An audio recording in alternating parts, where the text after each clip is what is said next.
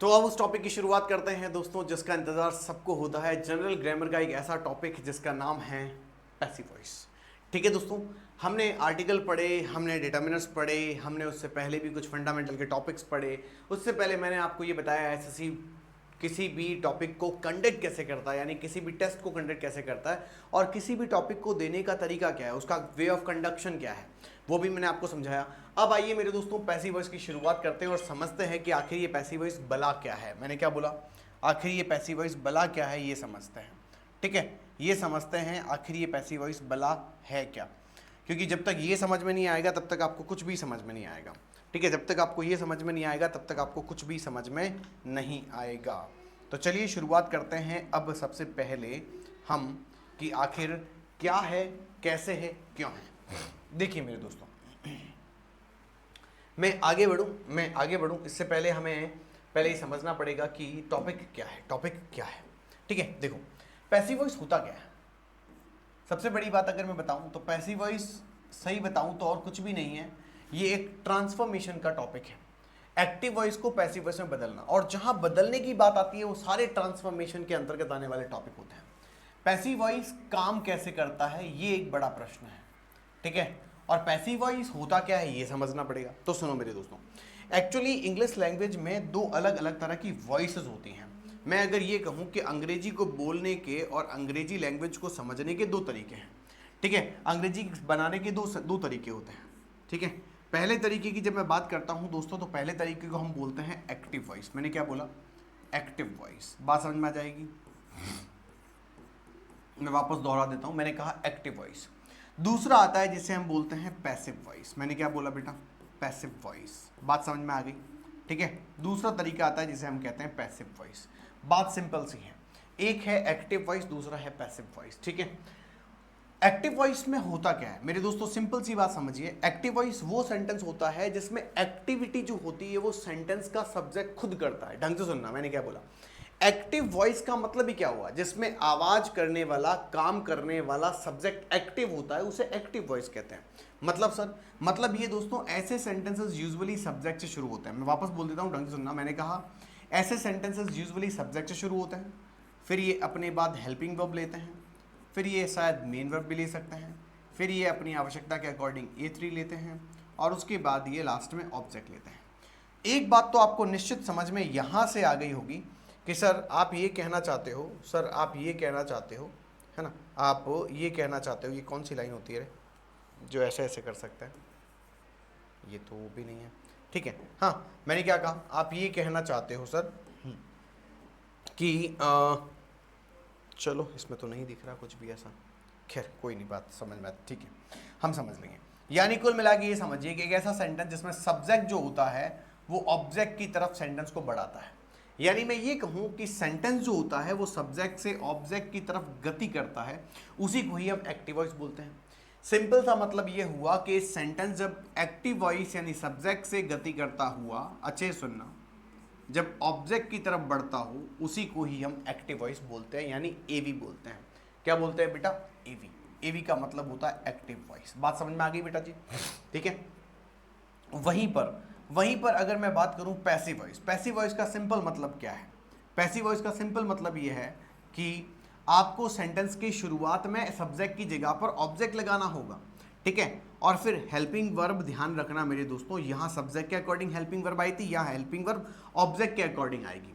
फिर यहाँ पर यूजुअली याद रखिएगा, मेन वर्ब में यूजुअली वर्ब की थर्ड फॉर्म आती है। मैंने क्या बोला, यूजुअली वर्ब की थर्ड फॉर्म आती है, ठीक है। और उसके बाद आप लेते हैं बेटा जी A3, और उसके बाद आप लगाते हैं आवश्यकता के अकॉर्डिंग प्रेपोजिशन।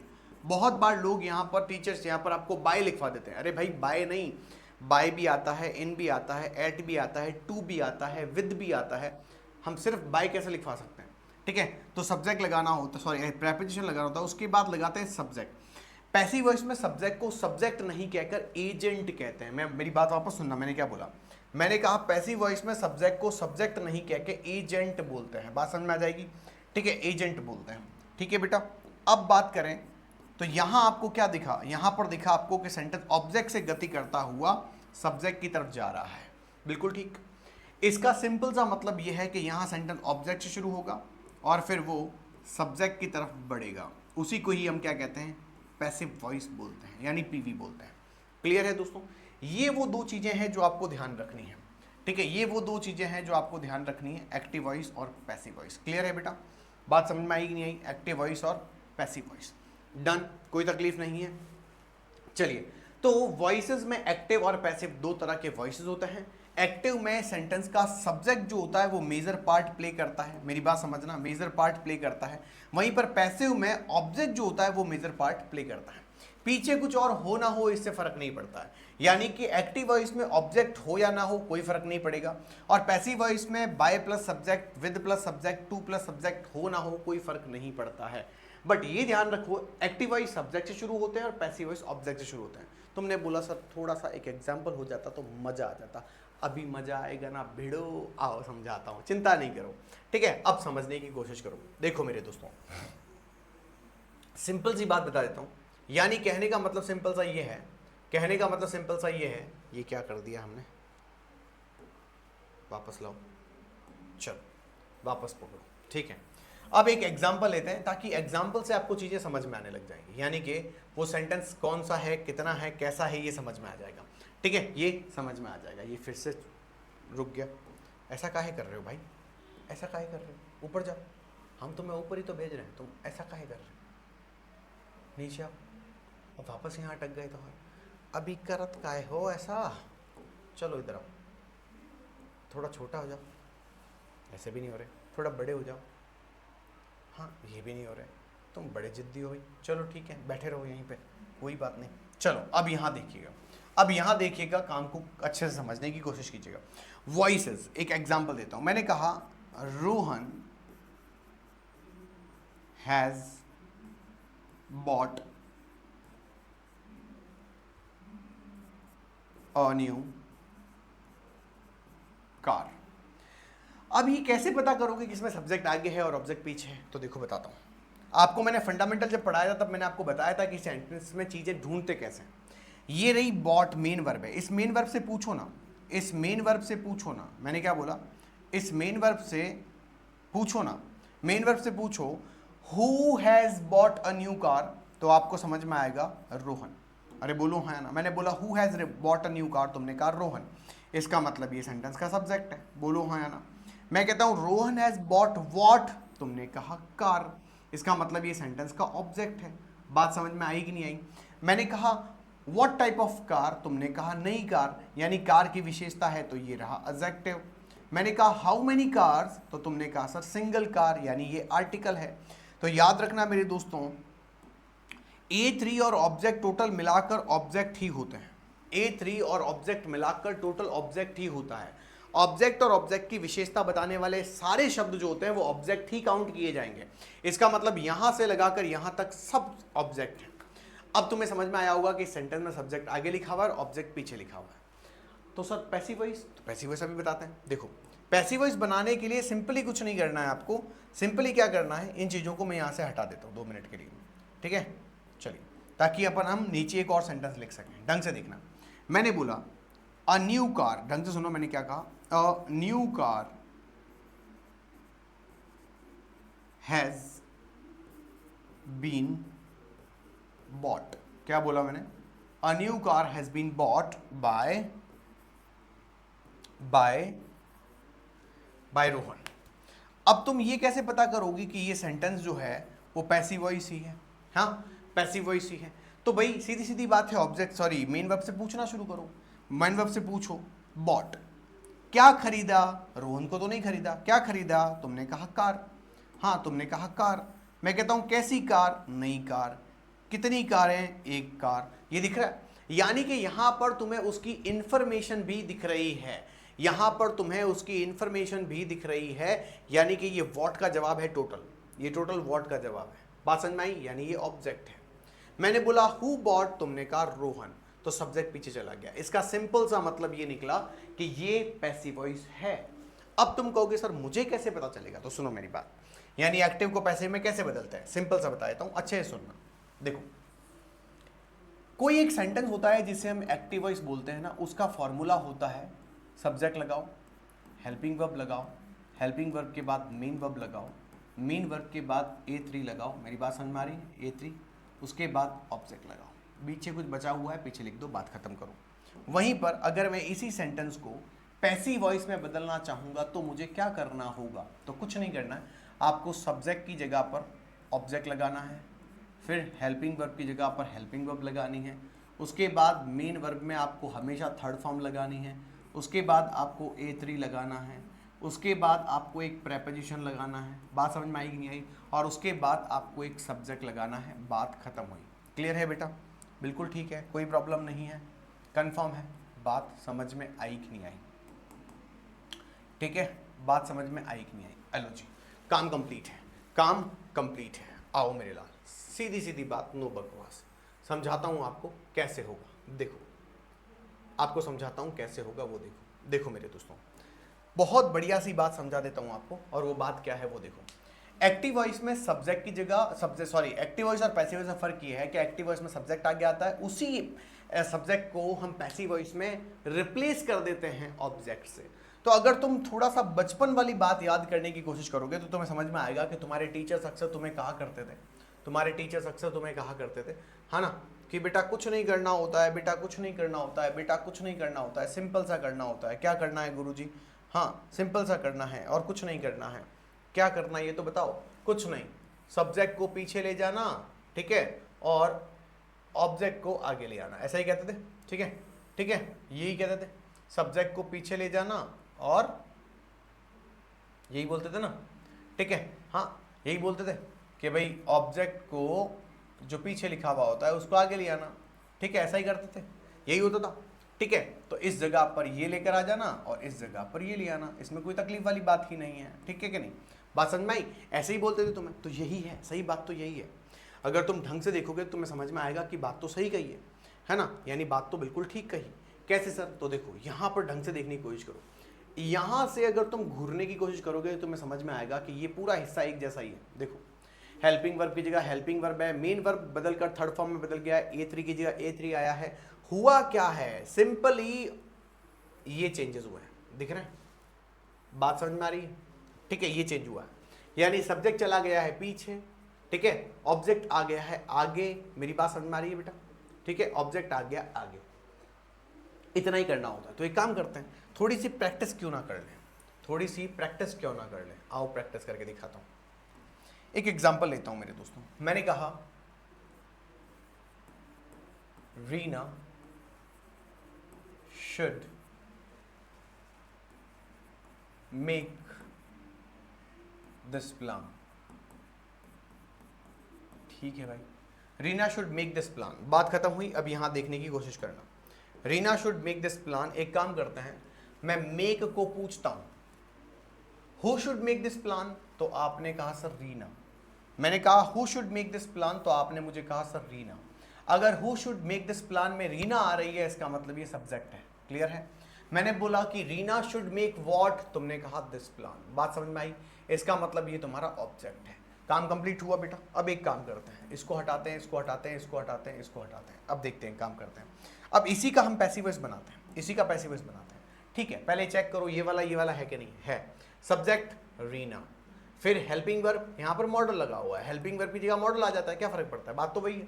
मेन वर्ब, ये पड़ी मेन वर्ब मेक। उसके बाद A3 मेरे पास नहीं है, A3 में मेरे पास सिर्फ और सिर्फ ये एक शब्द है। ठीक है, तो ये A जो भी है वो लिख देना। और प्लान पूरा ऑब्जेक्ट हो गया। बहुत बढ़िया। अभी मैंने कहा कि ऑब्जेक्ट और ऑब्जेक्ट की विशेषता बताने वाले सारे शब्द जो होते हैं वो ऑब्जेक्ट कहलाते हैं। इसका मतलब ये पूरा ऑब्जेक्ट है। बात समझ में आई? अब मुझे इसी को पलट कर इसमें बदलना है। ठीक है भाई, बदल देंगे। ठीक है, अब क्या लिखूंगा? पूरा दिस प्लान आगे ले आओ। अभी ले आएंगे, कोई तकलीफ ही नहीं है। ठीक है, हमने लिख दिया दिस प्लान। क्यों लिखा सर? अरे भाई देखो ना, ऑब्जेक्ट चाहिए ना, फिर क्या चाहिए? Helping verb. रीना के अकॉर्डिंग शुड आया, तो दिस प्लान के अकॉर्डिंग भी शुड आएगा। ठीक है, अब ध्यान रखना, जब भी हम मॉडल का पैसिव वॉइस बनाते हैं तो मॉडल के बाद बी लगाते हैं। ठीक है, तो भाई मैंने यहां लगा दिया बी। बात समझ में आ गई? बी कहां से आया? This plan should be, make का हो जाएगा मेड, क्योंकि थर्ड फॉर्म चाहिए। ये पड़ी थर्ड फॉर्म, ये पड़ी थर्ड फॉर्म। A3 मेरे पास है ही नहीं। क्यों नहीं है? क्योंकि इसका A3 तो ये खुद ले गया, इसका 3 तो ये खुद ले गया, इसके पास तो रीना, इसके पास लिखा होगा a very beautiful girl Reena, ऐसा तो कुछ नहीं लिखा हुआ। तो सिर्फ रीना बचा, तो लिख दो बाय रीना। क्या लिख देंगे बेटा? बाय रीना। बात समझ में आई बेटा? यही वो तरीका है जिसके हिसाब से ये काम होगा। क्लियर है? यही वो तरीका है जिसके अकॉर्डिंग ये काम होगा। डन बेटा जी? कोई तकलीफ है तो पूछो, नहीं तो काम तमाम। ठीक है, समझ में आया कि नहीं आया? यही वो तरीका है जिसकी वजह से ये काम होगा, and this is the only thing. ठीक है बेटा, this is the only thing. ये बात हुई काम कंप्लीट, ये हुआ काम कंप्लीट। डन बेटा?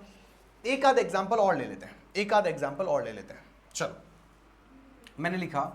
मैंने कहा चलो कहते हैं कि इंडियन गवर्नमेंट, क्या लिख देते हैं? The Indian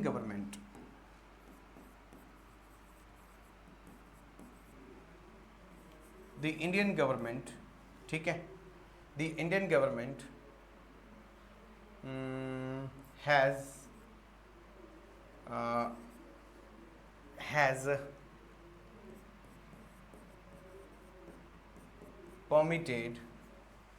has permitted us to keep a gun। भारतीय सरकार ने हमें एक गन रखने के लिए परमिशन दे दी है, यानी भारतीय सरकार चाह रही है कि आपके पास अपनी गन हो। मेरी बात समझ में आ गई? ठीक है, समझ में आई बेटा? क्लियर है? कोई तकलीफ तो नहीं है? डन है? चलो, तो भारतीय सरकार चाह रही है कि आपके पास एक गन हो। क्लियर है? ठीक है भाई। अब एक काम करते हैं, पूछते हैं इससे। ठीक है, परमिटेड से पूछो तो हु परमिटेड? तुमने कहा इंडियन गवर्नमेंट, इसका मतलब द इंडियन गवर्नमेंट पूरा का पूरा क्या है बेटा? सब्जेक्ट है। मैं कहता हूं बेटा the Indian government has permitted what? तो तुमने कहा टू कीप अ गन। बात समझ में आ गई? ठीक है। इसमें भी अंदर जाओगे तो ऐसा होगा, परमिटेड व्हाट? टू कीप, ये तुम्हारा ऑब्जेक्ट है। फिर मैं कहता हूं टू कीप व्हाट? फिर आएगा द गन, यानी दो ऑब्जेक्ट है। अब मैंने कहा दे परमिटेड हुम, किसको परमिशन दी? तो हमें। इसका मतलब हमारे पास दो नहीं तीन ऑब्जेक्ट है। अब ऐसी कंडीशन जब भी होती है तो आप टू के बाद लगाकर अगर कोई ऑब्जेक्ट मिल जाता है और उसके बाद फिर से ऐसा कुछ होता है तो वो थोड़ा एडवांस है, पर मैं बना के बता देता हूं आपको। पर ये समझना कि कैसे ये चेंज हो रहा है, बाकी दिमाग मत लगाना। बाकी के पैसिव वॉइस बहुत टफ होता है ना? टफ भी होते हैं, इजी भी होता है। पहले क्या चाहिए? ऑब्जेक्ट आगे लियो, अस का आ जाएगा वी। ठीक है, अब इंडियन गवर्नमेंट एक थी इसीलिए क्या आया? हैज आया।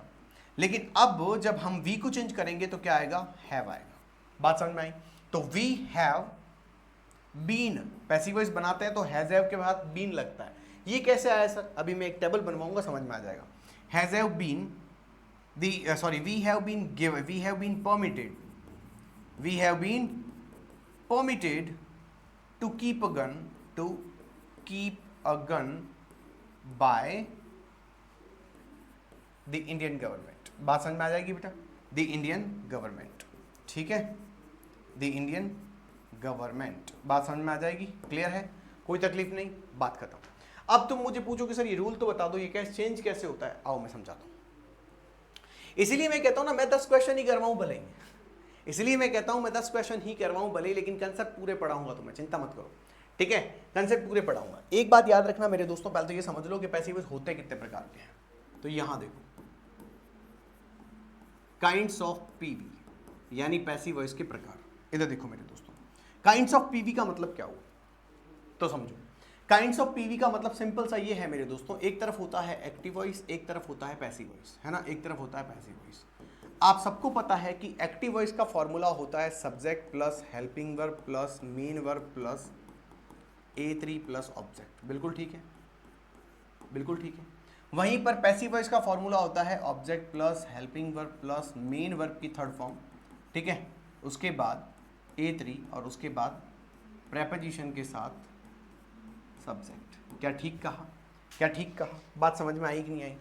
ठीक है, क्या ठीक कहा? बात समझ में आई कि नहीं आई? बात खत्म। अब यहाँ देखिए, समझिए। ठीक है, यहाँ देखो, अगर तुम यहाँ देखोगे तो हेल्पिंग वर्ब के साथ मेन वर्ब आई हुई दिख रहा है।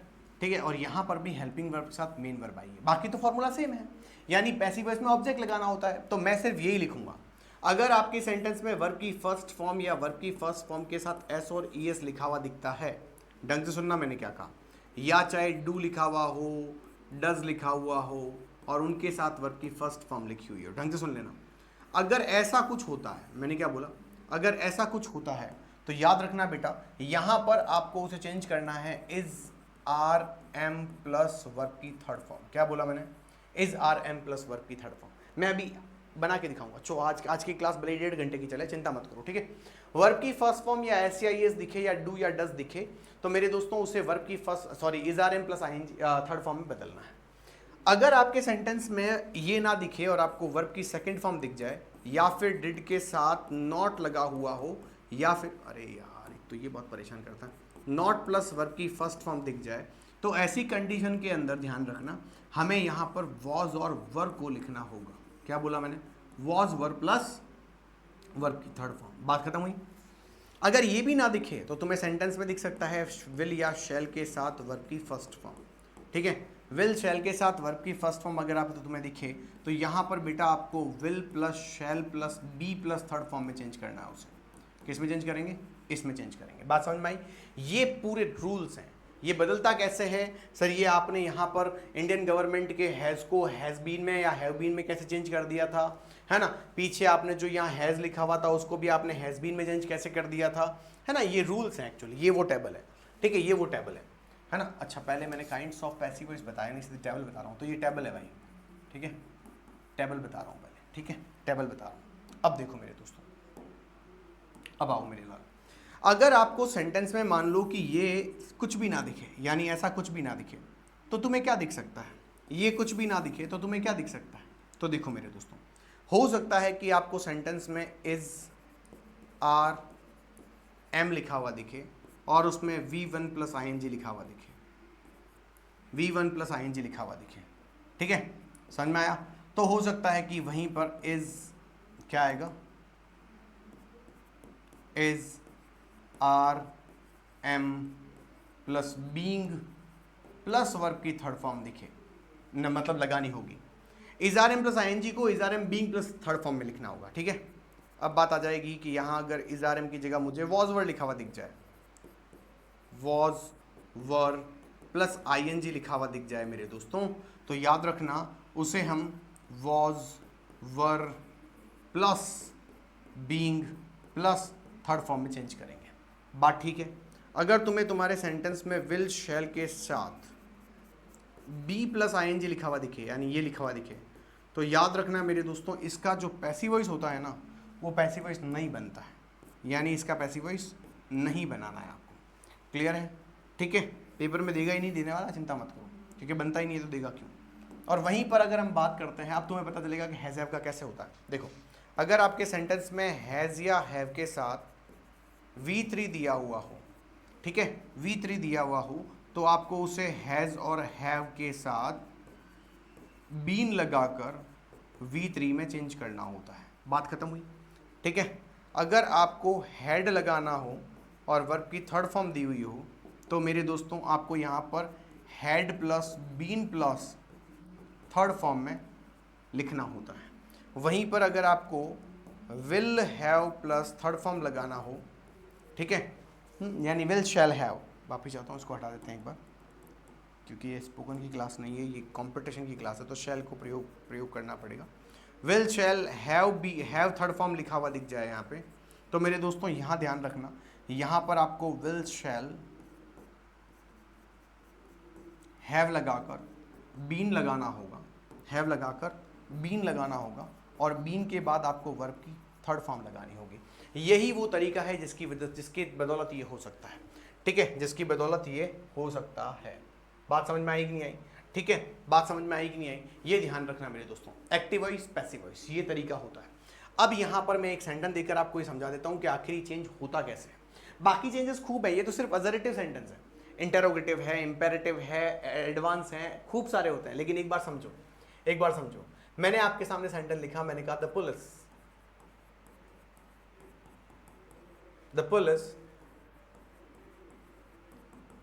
अरेस्टेड द क्रिमिनल, ठीक है। मैंने क्या बोला, the police arrested the criminal. Simple सा आंसर लिया, सिंपल सी बात ली, समझने की कोशिश करना। The principal arrested the criminal, बात सिंपल सी है, कोई तकलीफ ही नहीं है, ठीक है। समझो, मैंने बोला the police arrested the criminal, बात ठीक है बेटा। अब सुनो, मैंने कहा हु अरेस्टेड द पुलिस, किसको अरेस्ट किया, क्रिमिनल को। ये सब्जेक्ट है, ये ऑब्जेक्ट है, बात समझ में आ गई। अब यहां पर क्या लिखा हुआ है, अरेस्टेड। अब इस पूरी लिस्ट में देखो, क्योंकि यही है, सब्जेक्ट आगे लिखा हुआ है, ऑब्जेक्ट पीछे लिखा हुआ है, तो इसी लिस्ट में देखो सेकंड फॉर्म कहां यूज की गई है, यहां पर है, फर्स्ट वाले में नहीं, सेकंड वाले में, थर्ड वाले में नहीं, फोर्थ वाले में नहीं, फिफ्थ वाले में नहीं, सिक्स वाले में नहीं, इनमें से कहीं नहीं है, आपको दिख रहा है, इनमें से कहीं नहीं है, लेकिन यहां दिख रहा होगा आपको वर्ब की सेकंड फॉर्म, ये पड़ी। तो मैंने कहा था वर्ब की सेकंड फॉर्म हो, डिड नॉट हो, या सिर्फ वर्ब की फर्स्ट फॉर्म हो, उसे was verb plus third form में चेंज करना होता है। क्या बोला मैंने, was verb plus third form में चेंज करना होता है। तो चलिए एक बार देखते हैं। मैंने यहां पर आपका आंसर लिखा और मैंने आपको आंसर दिया, और वो आंसर क्या है, द क्रिमिनल। मैंने क्या लिखा, द क्रिमिनल, ठीक है, द क्रिमिनल। अब आता है आगे वॉज, ठीक है, क्या लिखा हुआ है, the criminal was arrested, the criminal was arrested by the police. हालांकि पुलिस बाय द पुलिस नहीं लिखते हैं, मैं सिर्फ ऐसे ही समझाने के लिए आपको लिख रहा हूं, ठीक है, बाय द पुलिस की आवश्यकता नहीं है क्योंकि ये अनवांटेड सब्जेक्ट है, ठीक है, लेकिन मैं समझाने के लिए लिख रहा हूं आपको। अब मेरी बात सुनो, अब एक काम करो, मैच करके देखो, मैच करके देखो, यहां पर सब्जेक्ट है, वो पड़ा सब्जेक्ट, यहां पर ऑब्जेक्ट है, ये पड़ा ऑब्जेक्ट, यहां पर हेल्पिंग वर्ब है नहीं तो मेन वर्ब है, ये पड़ी, यहां पर तो हेल्पिंग वर्ब 100% होगी, ये पड़ी वॉज। थर्ड फॉर्म चाहिए, ये पड़ी थर्ड फॉर्म, ठीक है। अब मेरे पास A3 और प्रेपोजिशन के साथ सब्जेक्ट नहीं है तो बात खत्म, और सिर्फ सब्जेक्ट लगाना है तो मैंने ये लगा दिया, कोई तकलीफ नहीं, ठीक है। ऐसे ही चेंज करना है बेटा, और कोई तकलीफ नहीं है। आगे जैसे जैसे क्वेश्चन आते जाएंगे मैं आपको बताता जाऊंगा। पहला क्वेश्चन सॉल्व करके दिखाओ, इसमें से ठीक कौन सा है। The mechanic repaired the car yesterday, साफ साफ लिख रहा है, साफ साफ खुद ही आंसर दे रहा है। मैंने कहा रिपेयर्ड, मैं कहता हूं हु रिपेयर्ड, तुमने कहा मैकेनिक, ये सब्जेक्ट है, ठीक है। The mechanic repaired what, the car, ये द कार, ये ऑब्जेक्ट है। कब की, ये तो टाइम है, टाइम से हमें कोई लेना देना नहीं है, टाइम का हमें कोई लेना देना नहीं, टाइम तो सेंटेंस के सबसे लास्ट में आता है। तो अब देखो वर्ब की सेकंड फॉर्म को तुम्हें पता होना चाहिए कि वॉज और वर में चेंज करते हैं, वो भी थर्ड फॉर्म के साथ। बस इतना देख लो कहां लिखा हुआ है, बाकी सेंटेंस सही है। बताओ फटाफट से, देखो, बताओ बताओ बताओ बताओ, इतना बता दो, बाकी सब ठीक है। क्या आएगा, the mechanic repair the car yesterday, answer क्या आएगा बेटा, मेक इट फास्ट। देखते हैं आप इसे कर पाते हैं कि नहीं कर पाते हैं, बताओ। आधा घंटा मुझे सिर्फ और सिर्फ आपको पैसिव्स होते क्या है ये समझाने में लगे, अब आधे घंटे में आपको ये सारे क्वेश्चंस करने हैं। The mechanic repair the car, तो द कार आगे चला जाएगा, कार कहां कहां आगे लिखा हुआ है, लिखा हुआ है, लिखा हुआ है, लिखा हुआ है, लिखा हुआ है, बात खत्म। अब सेकंड फॉर्म को हमें पता है, हमें वॉज वर में ही चेंज करना होता है, तो बाकी जितने भी ऑप्शन है वो हटा दो। ये इज लिखा हुआ है, गया, विल लिखा हुआ है, गया, हैज लिखा हुआ है, गया, काम कंप्लीट। आंसर आ गया, the car was repaired, was के साथ वर्ब की third form, by the mechanic yesterday sentence के सबसे लास्ट में लिखा हुआ है, कोई तकलीफ ही नहीं है, C will be the correct option. आओ मेरे लाल, अगर वो समझ में आ गया तो ये करके दिखाओ।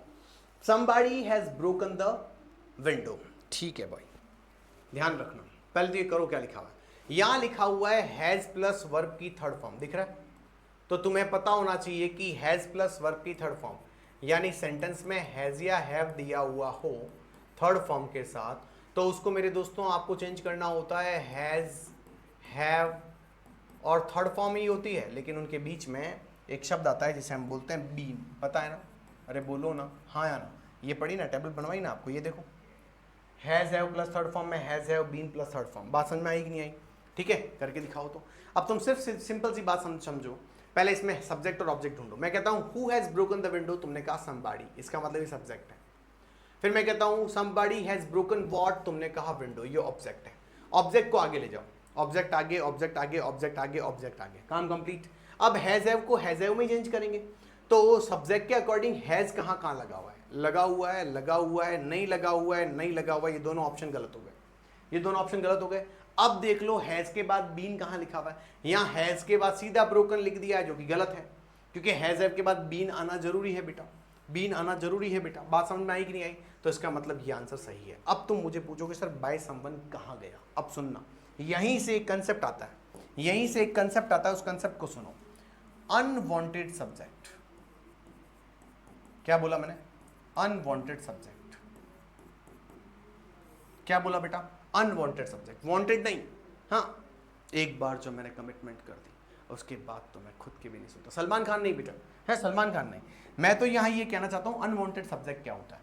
अनवांटेड सब्जेक्ट का सिंपल मतलब होता है कुछ ऐसे सब्जेक्ट जिन्हें हम रिपीट ना करें तो भी काम चल जाएगा।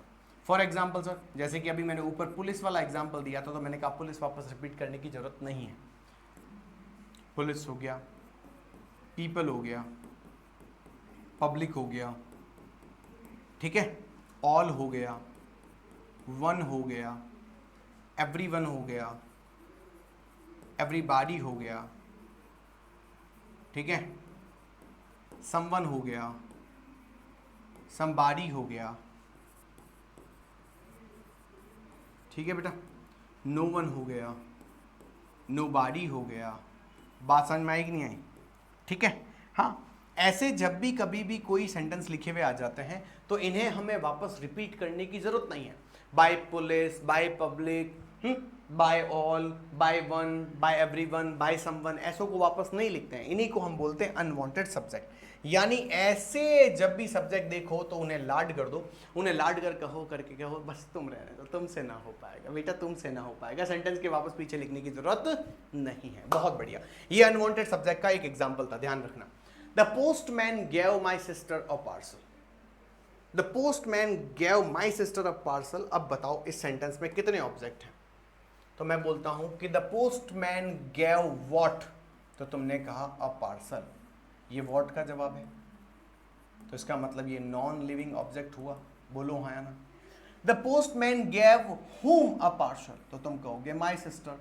यानी ये जो जवाब आया है ना, ये जो जवाब आया है, ये जवाब तो मेरे दोस्तों होम से आया है। इसका मतलब होम से आने वाला ऑब्जेक्ट लिविंग ऑब्जेक्ट होता है। ए खुदा तेरी खुदाई पर पत्थर बरसे, ए खुदा तेरी खुदाई पर पत्थर बरसे। इसके पास दो दो ऑब्जेक्ट, हाँ इसके पास दो दो ऑब्जेक्ट और हम एक को तरसे, हमारे पास एक भी नहीं है। कोई बात नहीं बेटा, शाबाश। जब कभी भी आपको याद रखने की बात है, जब कभी भी मैंने सिखाया था नॉन लिविंग ऑब्जेक्ट अगर पहले लिखा हुआ हो और लिविंग ऑब्जेक्ट बाद में लिखा हुआ हो तो कैसे ट्रीट करते हैं। लिविंग ऑब्जेक्ट अगर पहले लिखा हुआ हो, नॉन लिविंग ऑब्जेक्ट बाद में लिखा हुआ हो तो कैसे ट्रीट करते हैं। बाद में लिविंग ऑब्जेक्ट आता है तो उससे पहले टू आता है, याद है कि नहीं है? बात समझ में आई कि नहीं आई? ठीक है, अब तुम इन दोनों में से किसी भी बना सकते हो, लेकिन हमारे रोनो जी खुद क्या कह रहे हैं? रोनो जी कह रहे हैं बेटा पार्सल से ही बनाना है और किसी से बनाना ही नहीं। देखो चारों ऑप्शन पार्सल के हैं, दिख रहे हैं? चारों ऑप्शन पार्सल के हैं, तो इसका मतलब सिंपल सा है मेरे दोस्तों के पार्सल से ही आंसर बनेगा। अब यहां लिखा हुआ है वर्ब की सेकंड फॉर्म, सीधी सीधी बात है, वर्ब की सेकंड फॉर्म को वॉज या वर्ब में चेंज करना है। तो यहां पार्सल में सीधा गैव लिख दिया है, ऑप्शन खत्म। यहां इज लिख दिया है, ऑप्शन खत्म। यहां हैज लिख दिया है, ऑप्शन खत्म, काम कंप्लीट हुआ। ऑप्शन आपके हाथ में, आंसर आपके हाथ में है। अगर आपको बनाना नहीं भी आता है तो भी आपका आंसर काम कंप्लीट कर जाएगा। The parcel was given to my sister, ये टू कहां से आया जबकि ये पेपर में था, क्वेश्चन में था ही नहीं। मैंने बताया था जब आप नॉन लिविंग ऑब्जेक्ट आगे लिखते हो और लिविंग ऑब्जेक्ट पीछे लिखते हो तो उससे ठीक पहले टू लगाया जाता है, बाय द पोस्ट मास्टर। अब तुम्हारा एक जेन्युइन क्वेश्चन आया कि सर जैसे पुलिस जो होती है वो हम वापस नहीं लगाएं तो चलता है, तो सर ये पोस्टमैन ही तो पार्सल देने का काम करता है, तो इस पोस्ट मास्टर को ना लगाएं तो कोई तकलीफ नहीं है। देखो इस क्वेश्चन को देखो, इसको देखो, यहां पर इसने बाय समवन लगाया, ठीक है, और अगर ये सब में बाय समवन लगा देता तो रोनो जी कह उठने उदयपुर बेटा। मींस क्वेश्चन जैसा कह रहा है वैसा कर लो, क्वेश्चन ने आंसर दे ऑप्शन दे दिया तो कोई बात नहीं। यहां पर अगर बाय समवन लिखा होता तो भी हम करते, क्योंकि यहां हैज के बाद बी नहीं लगा हुआ और कहीं नहीं लगा हुआ। ठीक वैसे ही यहां पर इसने by post master, by post master, by post master, by post master सब में दे दिया है, तो एक तो ऑप्शन चुनना पड़ेगा ना, तो चुन सकते हैं।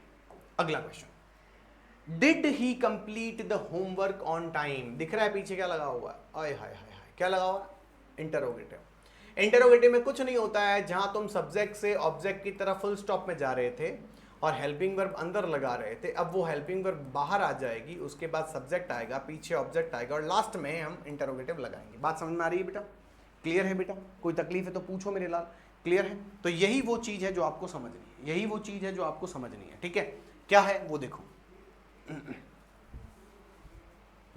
देखो, तो अब आपको कुछ नहीं करना है, हेल्पिंग वर्ब की जगह हेल्पिंग वर्ब लगानी। यहां सब्जेक्ट के अकॉर्डिंग हेल्पिंग वर्ब आई थी, तो हेल्पिंग वर्ब पैसिव वॉइस में यहां ऑब्जेक्ट के अकॉर्डिंग आ जाएगी। बात समझ में आएगी नहीं आई? एक बार बदल बदल के देखो। Did he complete the homework on time? मैं कहता हूं व्हाट डिड ही कंप्लीट, तो तुम कहोगे दी होमवर्क। इसका मतलब दी होमवर्क जो है वो व्हाट का जवाब है। अरे बेटा हाँ के ना, इसका मतलब ये मेरा नॉन लिविंग ऑब्जेक्ट है।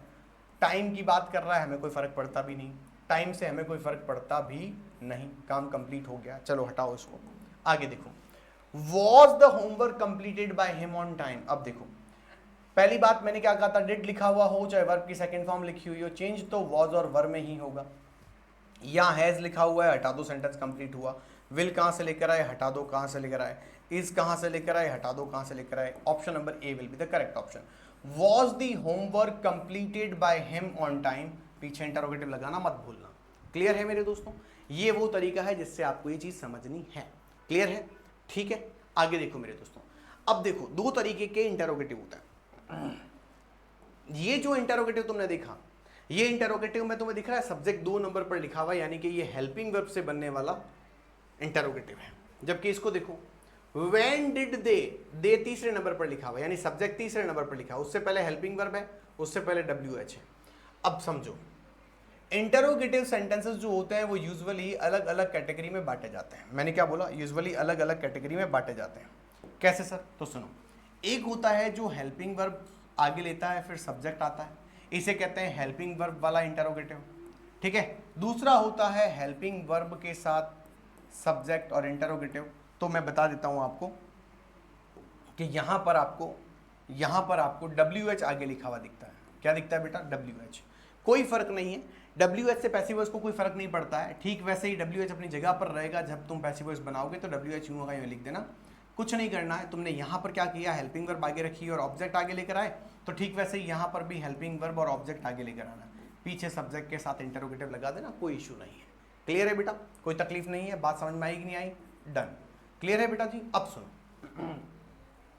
अब सुनो मेरे दोस्त, ये है पूरी कहानी, ये है पूरी कहानी। ठीक है, ये है पूरी कहानी। अब समझो बेटा जी, ये कहानी है और इस कहानी को समझो। इसके अंदर एक और कैटेगरी आती है जिसे हम बोलते हैं हु। क्या बोलते हैं? हु। ये डेंजर कहानी है। इसको समझाने में मुझे 10 मिनट लग जाएंगे, लेकिन बाद में समझाऊंगा। अभी पहले ये करो।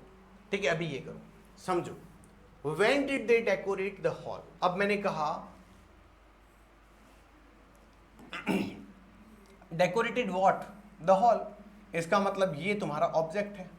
समझ में आ गया? मैं कहता हूं हु डेकोरेटेड, तुमने कहा दे, यानी ये तुम्हारा सब्जेक्ट है और ये पीछे इंटरोगेटिव पड़ा। बात समझ में आई? तो अब जब यहां दिख रहा है तुम्हें व्हेन, तो व्हेन तो सब में आगे आएगा। When when when when. अब जो ये डिड लिखा हुआ है, डिड तुम्हें पता है वॉज और वर्ब में चेंज होता है, बोलो हाँ या ना। ठीक है, तो यहाँ वॉज और वर्ब में कहीं चेंज हो रहा है? हो रहा है वॉज में। यहाँ हैज आ गया, हटा दो, यहाँ इज आ गया, हटा दो, यहाँ वॉज आ गया। अब 2 ऑप्शन है आपके पास, 1 और 4।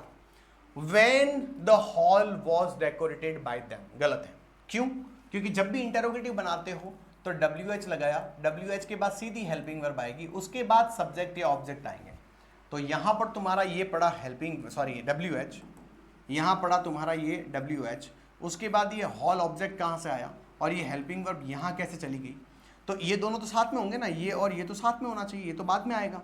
तो यहां देखो when was, अब यहां ये WH है और उसके बाद ये हेल्पिंग वर्ब है, तभी तो वो इंटरोगेटिव बनेगा। When was the hall decorated by them will be the correct option. Clear? बात समझ में आ गई? कोई तकलीफ नहीं है? बात खत्म। अब ये हु वाला सेंटेंस है, मैं समझा देता हूं, ढंग से सुनना। पहले इसको समझा देता हूं, फिर तुम बताना आंसर कौन सा ठीक है। देखो, जब कभी भी तुम्हारे सेंटेंस में हु लिखा हुआ दिख जाए, ठीक है, जब कभी भी तुम्हारे सेंटेंस में हु लिखा हुआ हो, तो एक बात याद रखना, जब कभी भी आपके सेंटेंस में हु लिखा हुआ हो, तो हु लिखा हुआ जो सेंटेंस होता है, हु लिखा हुआ जो वर्ड होता है, ठीक है, उसे 2 तरीके से बनाया जा सकता है।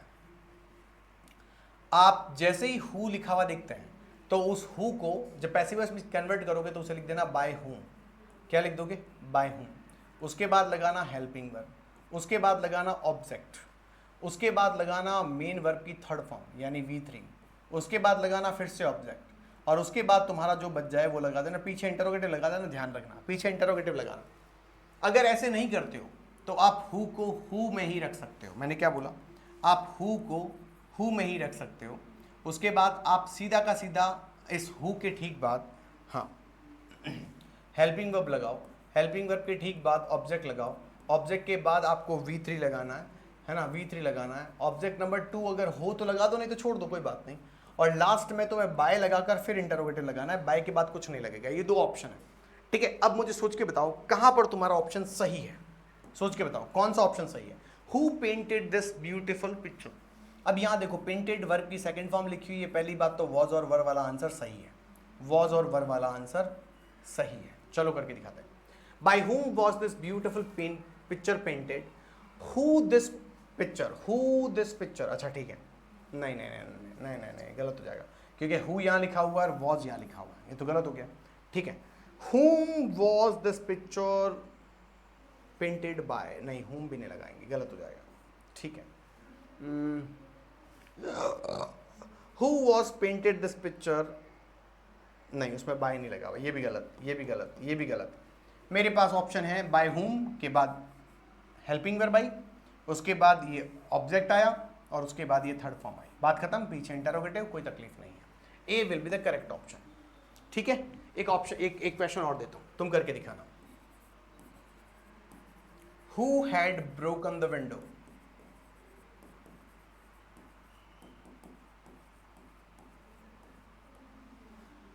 Who had broken the window, ठीक है। Who had broken the window करके दिखाओ तो, देखते हैं कितने बच्चे कर पाते हैं, करके करो करो करो, make it fast. Who had broken the window, sentence की शुरुआत कहां से हुई है, हु से हुई है, बात खत्म। सेंटेंस ऊपर पड़ा हुआ है, बाय हुम से चेंज करो, कॉमनली बाय हुम से ही चेंज करते हैं, है ना, उड़ते तीर मत लेना, बाय हुम से ही ज़्यादा चेंज करने की कोशिश करना, लेकिन बाय हुम हो ही नहीं, सब में हु दिया हुआ हो तो फिर अलग बात है ना, तो फिर अलग बात है, पानी, ठीक है, तो फिर अलग बात है, ठीक है। चलिए देखते हैं, who had broken the window को क्या करेंगे, हु को हम चेंज कर देंगे बाय हुम में, कर दिया बाय हुम। अब यहाँ लिखा हुआ है हेड, तो आपको पता होना चाहिए कि हेड को हम हेड बीन में चेंज करते हैं, बोलो हाँ या ना, थर्ड फॉर्म के साथ, डन। तो bye whom had the window been, अब यहाँ लगाएंगे बीन, क्या लगाएंगे बेटा, been. By whom had the window been broken, clear है, और ये लगा दिया इंटरोगेटिव, काम कंप्लीट। देख लो, by whom helping verb, the window, बची हुई हेल्पिंग वर्ब यानी बीन जो है वो बच जाता है तो बाहर आ जाता है, ठीक है, और उसके बाद थर्ड फॉर्म लगानी, थर्ड फॉर्म लगा दी, काम कंप्लीट। तुम अगर इससे बनाते हो तो आंसर कैसे बनेगा, तुम अगर इससे बनाते हो तो आंसर बनेगा who had the window, who had the window been broken, और फिर लगा देंगे बाय, काम कंप्लीट हुआ बेटा, कोई तकलीफ नहीं, ऐसे करेंगे क्वेश्चन, ठीक है। तो ये ध्यान रखने की कोशिश करना। चलो अगला क्वेश्चन करके दिखाओ एक बार, अगला क्वेश्चन करके दिखाओ एक बार, समझ में आ जाएगा कर पाते हैं कि नहीं कर पाते हैं, करके दिखाओ बेटा। ये वाला क्वेश्चन करो, अरे वाह, अब तुम कहोगे सर ये वाला क्वेश्चन कैसे होगा, है ना, ये वाला क्वेश्चन कैसे होगा, ये वाला क्वेश्चन बड़ा गजब है, इसमें सेंटेंस में सब्जेक्ट भी नहीं है, इसमें सेंटेंस में हेल्पिंग वर्ब भी नहीं है। क्या बोला मैंने, ना तो इस सेंटेंस में हेल्पिंग वर्ब है, ना ही इस सेंटेंस में सब्जेक्ट है, ना ही इस सेंटेंस में हेल्पिंग वर्ब है, ना ही इसमें सब्जेक्ट है। ऐसी कंडीशन में मेरे दोस्तों आपको इतना याद रखना है कि ये सेंटेंस इंपेरेटिव सेंटेंस है। अगर आप मेरी स्पोकन इंग्लिश की क्लास ज्वाइन करते हैं तो आपको पता होगा मैंने स्टार्टिंग यहाँ से करी है, मैंने स्टार्टिंग यहाँ से करी थी। तो याद रखो, जब भी सेंटेंस की शुरुआत वर्ब से होती है और पीछे सेंटेंस चलता है, ठीक है, तो याद रखना मेरे दोस्तों, उस सेंटेंस को जब बनाते हैं तो उसको बनाते हैं let plus non living object plus be plus verb की थर्ड फॉर्म, बचा कुचा पीछे लिख देते हैं, ठीक है। यानी जब सेंटेंस की शुरुआत किससे हुई, वर्ब से हुई एक्टिव वॉइस में, तो उसे बनाने के लिए पैसिव वॉइस में हमें लेट का यूज करना पड़ता है, ठीक है। तो देखो ना, ओपन द विंडो, मैंने कहा बेटा ओपन व्हाट, तुमने कहा विंडो, ये तुम्हारा ऑब्जेक्ट है। मैंने कहा कैसे खोलनी है, तुमने कहा क्विकली, ये हाउ का जवाब है, हाउ से हमें कोई लेना देना नहीं है, क्विकली पीछे ही रहेगा, ठीक है। तो सबसे पहले लेट लगाना है, लेट लगा हुआ है, लेट लगा हुआ है, द विंडो लगा हुआ है, हटा दो, और द विंडो लगा हुआ है, हटा दो, काम कंप्लीट। ये दो तो गए, ये दो तो गए, क्लियर है बेटा, ये दो तो गए। अब दो बचे, लेट द विंडो। अब देखो ऑप्शन क्या है हमारे पास, लेट के बाद non living object plus be लगाकर फिर थर्ड फॉर्म लगानी है, तो लेट द विंडो ऑब्जेक्ट आ गया, ये वर्ब की फर्स्ट फॉर्म लिखी हुई है, इसका मतलब ये ऑप्शन गलत हो गया और इसमें बी भी नहीं लिखा हुआ है, काम कंप्लीट। अब देखो लेट के बाद ये ऑब्जेक्ट लिखा हुआ है, उसके बाद बी लगा हुआ है और उसके बाद वर्ब की थर्ड फॉर्म लगी हुई है, दिस इज द आंसर। काम कंप्लीट हुआ बेटा, बोलो हाँ के ना, ठीक है। एक क्वेश्चन करके दिखाओ, fill this form right now. चलो करना नहीं है, इसको कमेंट बॉक्स में डालना है ना। अगर तुम्हें ये आ गया हो तो मेरे कमेंट बॉक्स के अंदर ये कमेंट करना, fill this form right now. इसका आंसर क्या दोगे, इसी फॉर्मूले से देना है। चलो आगे चलते हैं। Do not touch the paintings, भाई कोई फर्क नहीं पड़ता, उसने अभी क्या था, वो टच द पेंटिंग्स, यानी पहले अभी ऑब्जेक्ट वर्ब से, सॉरी सेंटेंस वर्ब से शुरू हो रहा था, फुल स्टॉप पे खत्म हो रहा था। अब कोई तकलीफ नहीं है, उसका एक नेगेटिव वर्जन आ गया है। यानी नेगेटिव वर्जन में क्या होता है वो समझा देता हूं। देखो सिंपल सी बात बताता हूं, अगर जैसे ही तुम इसे नेगेटिव बनाते हो तो या तो आप सेंटेंस की शुरुआत में डू नॉट लिख दो और फिर बाकी पूरा लेट वाला फॉर्मूला लगा दो, let plus non living object plus be plus verb की थर्ड फॉर्म, सेंटेंस चल जाएगा, कोई प्रॉब्लम नहीं है। अगर आप ऐसा नहीं करते हो तो एक और ऑप्शन है, लेट नॉन लिविंग ऑब्जेक्ट, फिर यहां लगाना है नॉट, फिर लगाना है बी, फिर लगाना है वर्ब की थर्ड फॉर्म। ये दो ऑप्शन है। ये द पेंटिंग कहां से आया, दोनों ही ऑप्शन में नहीं है, हटा दो, ठीक है। अब देखो, let the painting be not, let the painting not भी आएगा, बी नॉट नहीं आएगा, ठीक है। Let the door not be open, let the door not be open,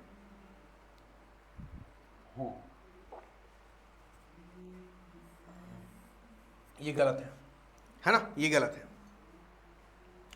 do not let the door open ऐसा हो सकता है, या फिर बोलेंगे let the door not be open, let the door be not open नहीं आएगा, तो ये ऑप्शन गलत है। यहां ये होता और यहां ये होता तो ऑप्शन ठीक हो जाता। लेट नॉट, लेट के बाद नहीं आता, let not the painting be touched, ये भी गलत हो गया। अब आ रहा है let the painting not be touched, ये बिल्कुल ठीक है। और अगर ये भी ऑप्शन नहीं होता तो फिर क्या लगाते, फिर लगाते do not late the painting, do not let the paintings be touched। Clear है बेटा, इस तरह से डन, ठीक है। तो एक और क्वेश्चन देता हूं आपको, आप करके आपके कमेंट बॉक्स में डालिएगा, देखते हैं कितने बच्चे कर पाते हैं। Do not rely upon him, करके दिखाना बेटा, ठीक है। आगे चलो, let's solve this puzzle together. ये तुम्हें क्वेश्चन आता है कि नहीं आता है मुझे नहीं पता, लेकिन दुनिया का सबसे इजी प्रश्न है ना, सबसे इजी प्रश्न है। ढंग से सुनना, जब कभी भी सेंटेंस की शुरुआत लेट से होती है, ठीक है, एक्टिव वॉइस में, तो इतना याद रखना मेरे दोस्तों, अगर ऐसे होती है तो आपको सिंपल सी बात समझनी है, और वो क्या समझना है कि सेंटेंस में जब लेट्स लगा हुआ होता है तो आप लेट्स को हटाओ और उसकी जगह लिख दो it is suggested that, it is suggested that we should, और उसके बाद पूरा फॉर्मूला वापस लिख दो। अगर ये ऑप्शन नहीं है आपके पास, अगर ये ऑप्शन नहीं है आपके पास, तो आप इट इज सजेस्टेड की जगह, है ना, जो नाउन है जिसकी हम बात कर रहे हैं, उस नाउन के साथ आपको शुड दिखेगा। क्या दिखेगा, शुड दिखेगा। Noun plus should plus be plus verb की थर्ड फॉर्म, और सेंटेंस आगे बढ़ जाएगा। ये दो ऑप्शन है आपके पास। जैसे कि let's solve this puzzle together. Simple सी बात दिख रही होगी, let's solve this puzzle together. चलिए इस पजल को साथ में मिलकर सॉल्व करते हैं। तो यहां अगर मैं लेट्स को लिखूं, हटा दूं, तो लेट्स के लिए इट इज का ऑप्शन कहीं है, नहीं है। इसका मतलब नाउन, बात किसकी हो रही है, दिस पजल की। तो दिस पजल कहां आगे लिखा हुआ है, let this puzzle be solving together, गलत हो जाएगा। लेट्स बी गलत हो गया, लेट दिस गलत हो गया, this puzzle should be solved let's together. ये भी ऑप्शन गलत है यार, ये भी ऑप्शन गलत है। अब क्या करें, this puzzle should be solve together, ये सिर्फ लेट्स हटा दो, बाकी सब ठीक है। तो ये सेंटेंस ठीक है, ये मिस्टेक हो गई होगी गलती से टाइपिंग में, ठीक है, ये मिस्टेक हो गई होगी, बाकी सब सही है। This puzzle should be solve together, ये आंसर सही है। और अगर ये ऑप्शन नहीं होते तो फिर ऑप्शन आता है ये, इट इज सजेस्टेड, अच्छे से देखना, it is suggested that we should solve this puzzle together.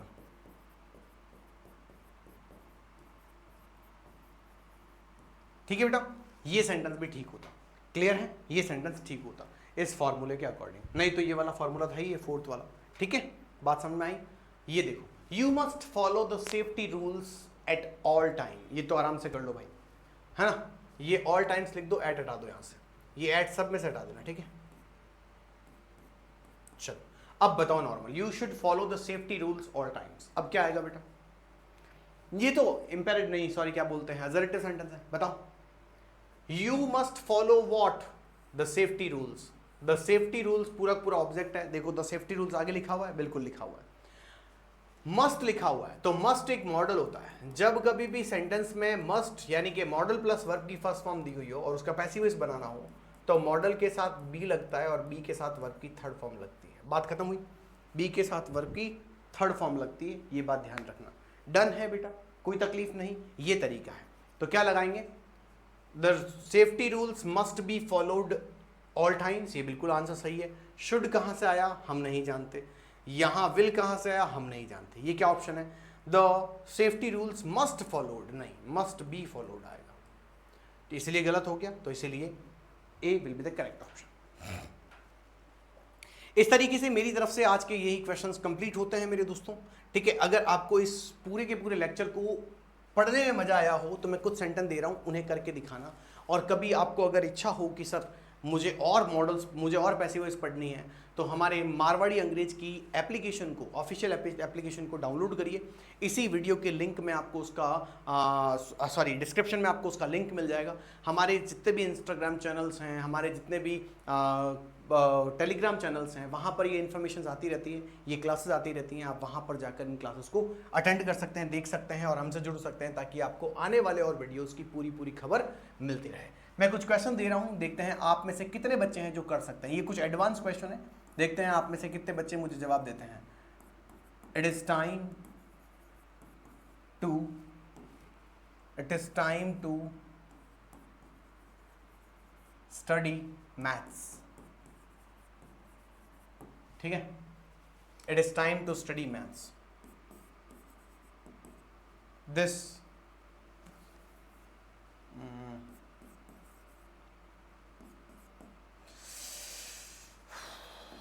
people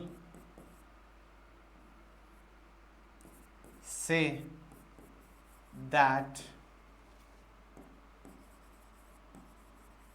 money is important, money is important,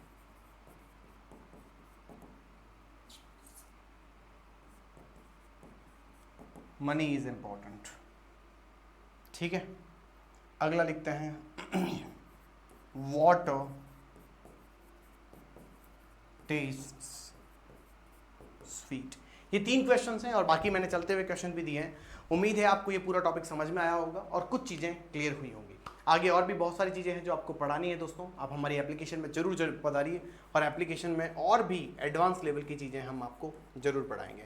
हाल फिलहाल के लिए वहाँ पर कंटेंट नहीं है, लेकिन कंटेंट बहुत जल्दी ही आपको प्रोवाइड हो जाएगा। अभी कुछ कंटेंट है जो कि आपको इसके YouTube चैनल पर दिखाई दे रहा है, वही कंटेंट हमने एप्लीकेशन में भी डाला हुआ है, ठीक है, लेकिन धीरे धीरे उसमें टॉपिक्स अपडेट होते जाएंगे। थैंक यू सो मच, मिलते हैं अगली क्लास में, bye, take care, see you and love you guys, thank you so much.